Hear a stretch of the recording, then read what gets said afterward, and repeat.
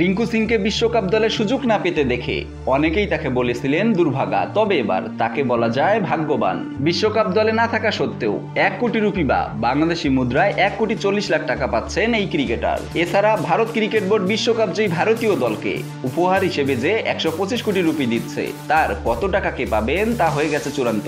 Bharat cricket বোর্ডের এই উপহার বা পুরস্কারের টাকা পাবেন দলের রিজার্ভ ক্রিকেটাররাও, যারা ছিলেন না বিশ্বকাপের মূল দলে। এই তালিকায় রিঙ্কু সিং ছাড়াও রয়েছেন খলিল আহমেদ, শুভমান গিল এবং আবেশ খান। এই 4 ক্রিকেটার পাবেন 1 কোটি রুপি করে।